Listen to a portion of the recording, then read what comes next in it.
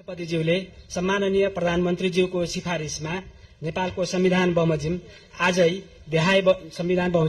देहाय बमोजिमको मन्त्री परिषद गठन गर्नुभएको छ। सोको जानकारी गराउन चाहन्छु। सम्माननीय प्रधानमन्त्री बालेन्द्र शाह, रक्षा, उद्योग, वाणिज्य तथा आपूर्ति। माननीय डाक्टर सोडिम वाग्ले, मन्त्री, अर्थ मन्त्रालय। माननीय श्री सुधन गुरुङ, मन्त्री, गृह मन्त्रालय। माननीय श्री शिशिर खनाल, मन्त्री, परराष्ट्र मन्त्रालय। माननीय श्री सुनिल लम्साल, मन्त्री, भौतिक पूर्वाधार तथा यातायात शहरी विकास मन्त्रालय। माननीय श्री विराज भक्त श्रेष्ठ, मन्त्री, ऊर्जा, जलस्रोत तथा सिंचाई मन्त्रालय। माननीय श्री खड्गराज पौडेल, मन्त्री, संस्कृति, पर्यटन तथा नागरिक उड्डयन मन्त्रालय। माननीय श्री सस्मित पोखरेल, मन्त्री, शिक्षा, विज्ञान, प्रविधि तथा युवा तथा खेलकुद मन्त्रालय।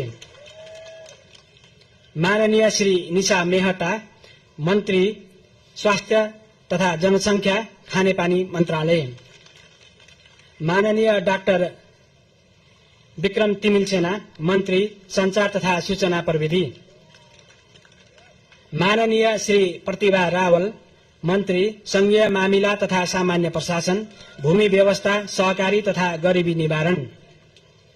माननीय श्री शोभिता गौतम, मन्त्री, कानून, न्याय तथा संसदीय मामिला मन्त्री। माननीय श्री गीता चौधरी, मन्त्री, कृषि तथा पशुपक्षी विकास, वन तथा वातावरण।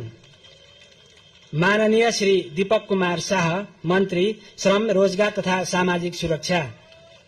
माननीय श्री सीता बादी, मन्त्री, महिला, बालबालिका तथा ज्येष्ठ नागरिक।